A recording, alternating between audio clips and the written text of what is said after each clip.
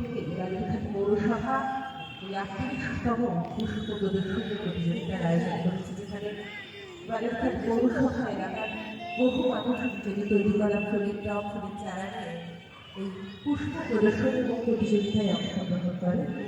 আমরা বিচারক মধুরীদের যে বিচার রয়েছে, তারপর 21 তারিখ এই মঞ্চ থেকেই তুলে দেওয়া হবে তাদের হাতে তাদের প্রাপ্য পুরস্কারগুলি। 19, 20 ও 21 তিন দিন বালুরঘাট সুরেশ রঞ্জন পার্কে বিকেল 3টে থেকে এই পুষ্প প্রদর্শনী ও প্রতিযোগিতা চলবে।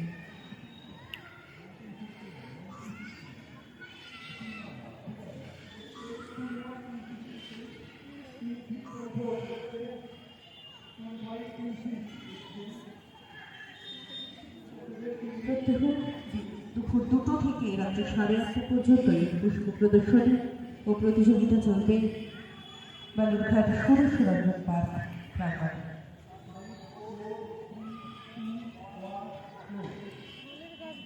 এবং 21 তারিখ বিকেল 4টায় রয়েছে পুরস্কার বিতরণের অনুষ্ঠান। এবারে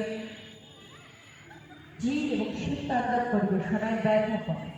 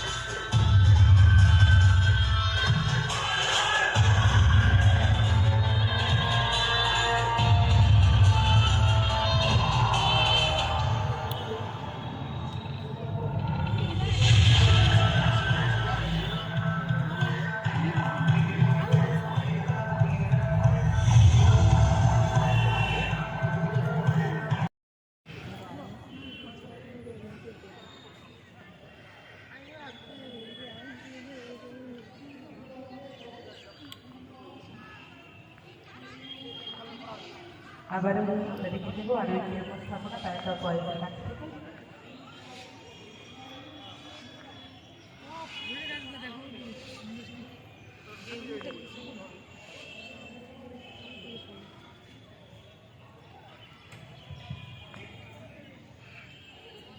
উদ্বোধনী অনুষ্ঠানের প্রাঙ্গণে এবারে স্বাগত ভাষণ এই মঞ্চে দেওয়ার জন্য অনুরোধ করবো বালুরঘাট পৌরসভার পৌরাধ্যক্ষ শ্রী অশোক মিত্র।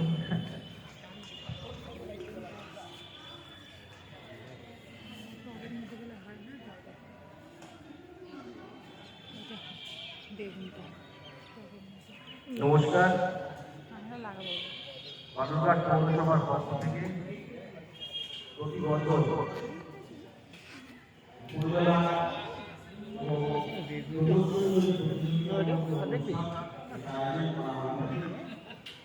সেই ধারাবাহিকতাকে বুঝিয়ে দিয়ে এবছর 2024 সালের শুভারম্ভে আজকে সুদর্শন প্রতিযোগিতা ফুটবল 2024 বালুরঘাট পৌরসভার পক্ষ থেকে গৌরবান্বিত হিসেবে চেয়ারপারসন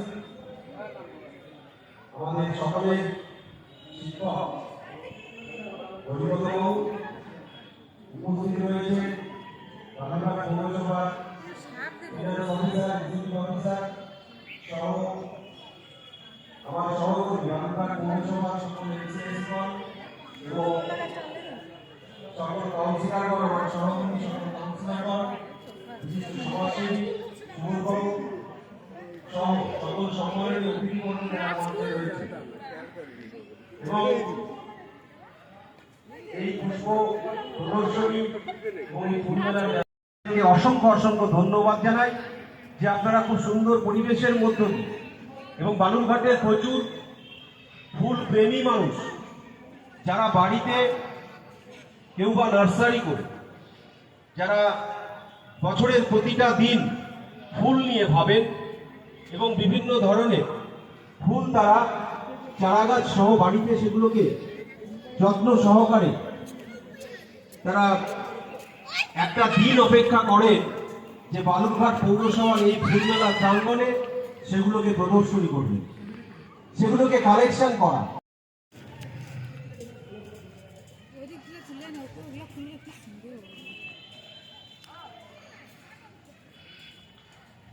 ইতিমধ্যে আমাদের মধ্যে উপস্থিত হয়েছেন বালুরঘাট পৌরসভার তিনজন কাউন্সিলর বৃন্দ।